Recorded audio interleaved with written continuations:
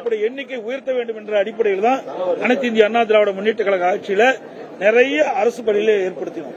அப்பதான் ஒரு அறிவுபூர்வமான மாணவர்களை உருவாக்க முடியும் என்ற அடிப்படையில் தான், அதுவும் ஏழை எளிய குடும்பத்தில் பிறந்த மாணவ மாணவிகள் அந்த பகுதியிலேயே அங்கே கல்வி இருக்க வேண்டும் என்ற அடிப்படையில் தான் அரசு பள்ளிகள் அதிகமாக திறக்கப்பட்டது.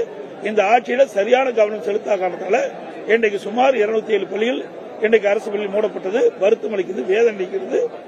இந்த அரசு அதில் தனி கவனம் செலுத்த வேண்டும் என்று எதிர்பார்க்கிறோம்.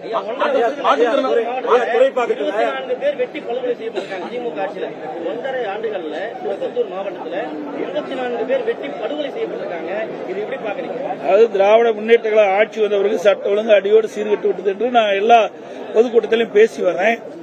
இன்றைக்கு உங்க பத்திரிகையிலே ஊடகத்திலையும் தங்க என்ன நிலவரம், வெள்ளி என்ன நிலவரம் தான் வந்தது. இப்ப கொலை நிலவரத்தை இன்னைக்கு பட்டியலிட்டு சொல்லுகிற அளவுக்கு ஒரு மோசமான சூழ்நிலை தமிழகத்தில் நிலவுகிறது. இதற்கு காரணம் காவல்துறையை சுதந்திரமா செயல்பட இந்த அரசு அனுமதிப்பில்லை. அதனாலதான் நீ குற்றச்செயலில் ஈடுபடுபவர்கள் அந்த காவல்துறையை கண்ட கொஞ்சம் கூட அச்சமில்லாத காரணத்தினால இன்றைக்கு ரவுடியுடைய ராஜ்யம் இன்றைக்கு கொலைப்பட்டியல் நீண்டு கொண்டிருக்கின்றது. அது மட்டும் இல்ல, இன்றைக்கு போதைப் பொருள் அதிகமாக விற்பனை செய்கின்ற காரணத்தினால போதைக்கு அடிமையாகி அதனால் ஏற்படுகின்ற விபரீதமான செயல்கள் இது.